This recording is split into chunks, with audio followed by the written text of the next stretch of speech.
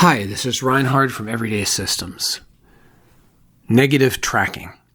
It's a powerful everyday systems principle.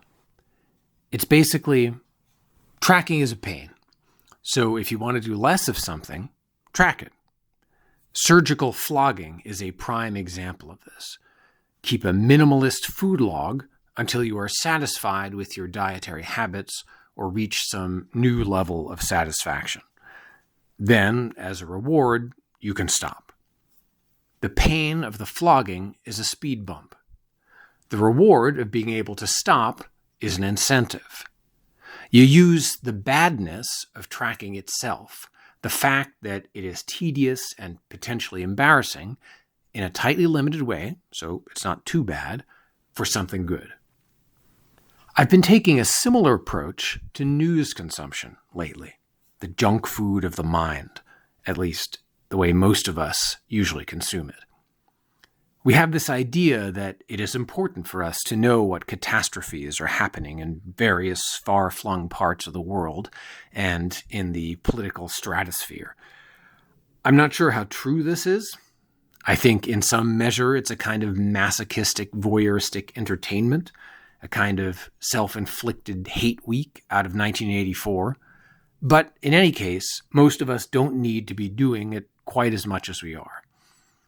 And when we are, it's usually when we should be doing something else. So I've been practicing a form of negative tracking with a system I call proactive procrastination, or ProPro for short. It works like this.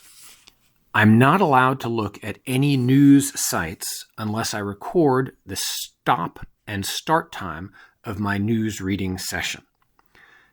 I should do this once a day, proactively, and no more. But the critical thing is that I record the time. And I record the time in a specific way. I have a running Google Doc to log news consumption. I make a daily entry in reverse chronological order, most recent entries at the top, so I don't have to scroll every time I update it or if I want to see the most recent thing. It's always right at the top. I find this technique of reverse chronological log entries useful for all kinds of logs. I'll do a separate episode on that at some point.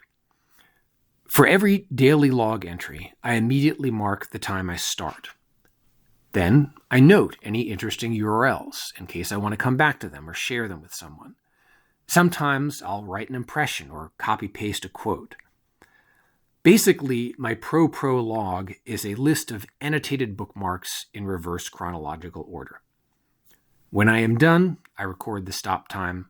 I close all my news-related tabs. I close my Google Doc log. I'm done for the day. Ideally, like I said, I can open it up again for another logged news reading session. As long as I record the start and stop time, I'm allowed to do that. But I almost always find that once a day is plenty.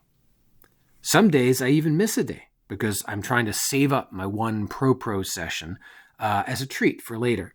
And then I find I don't have the time anymore. I'd rather spend the last few minutes of my day doing something else. What do you know? The news isn't so important after all. Sometimes I set a timer for 7 or 14 minutes so I don't get too lost and forget what I'm doing. But I don't have to do this. The only parameter is that I record the time. As I mentioned, ideally I do it once a day and only once a day. But again, as long as I record the start and stop times, it's okay. In practice, I find this happens very rarely. I'll miss a day more frequently than I'll have multiple sessions in a day. I'm usually off in not that many minutes because it's shocking and embarrassing how long it can wind up taking, as I now force myself to notice, and I want to avoid or at least minimize that embarrassment. I enjoy the less I read more because the time pressure forces me to be more selective about which articles I dive into. Now that I have to be choosy, I find I'm more interested in stories about possible life on Europa, or the rediscovery of a lost play of Euripides, or the odd behavior of opossums than I am about someone's poll numbers in whatever race or some bomb going off somewhere. I'm okay with that. It's not that I never read such things anymore, but only when it actually feels like information, like something new or different, not the steady, miserable drumbeat of humans being horrible to each other as usual. It's a little bit like how limiting yourself to a single plate meal in the no-S diet nudges you to take each plate more seriously and improve them qualitatively. Instead of permasnacking on news, I'm making a meal of it. I can only fit so much onto my plate, so I want to make sure I prioritize the good stuff. I'm not noshing on whatever random garbage comes along. Sometimes I come across something really delightful, usually in the scientific discoveries about animals department or something else similarly far removed from the nasty world of politics and war. I'll copy-paste a section, maybe even turn it into a closed deletion Anki card for me to revisit now and again.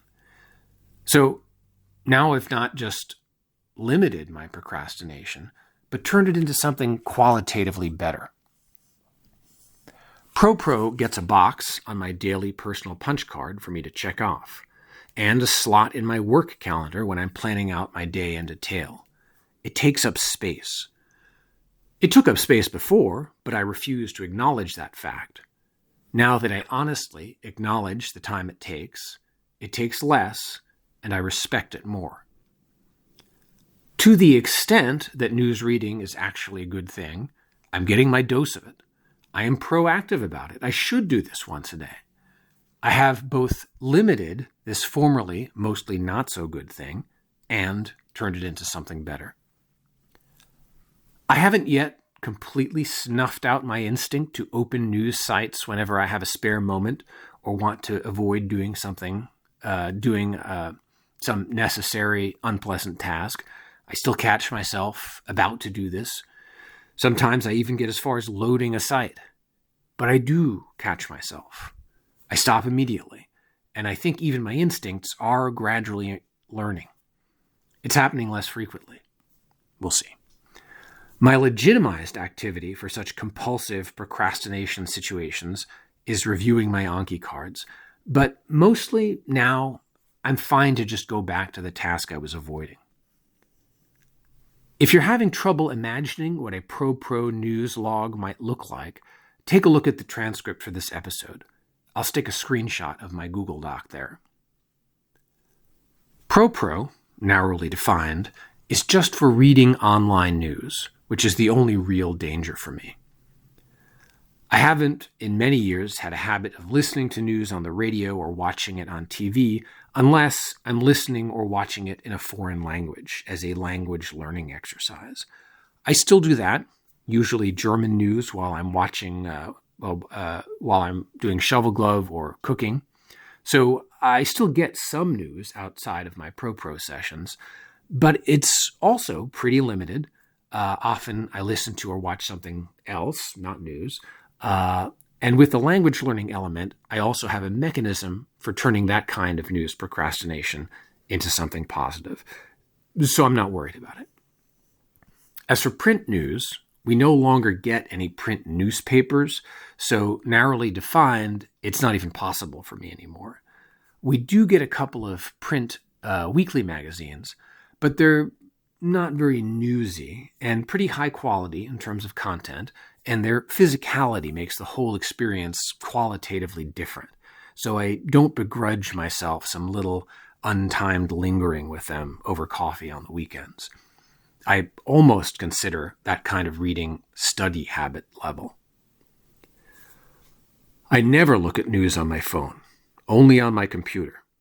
I could, technically, I'd be allowed to, as long as I logged it, but since I'm going to go through the bother of logging it, why not pull out the big screen? A phone is a small plate for a meal. Between all this and the fact that people around me will let me know if anything earth-shattering or even close happens in news that I missed, I feel pretty confident that I'm not going to miss out on anything truly important. On the contrary, I'm still getting all the news I need and then some.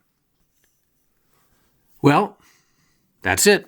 That's ProPro, plus a couple of corner cases. It saves time, reduces stress, and improves the time I do devote to it. I hope it or something like it can do the same for you.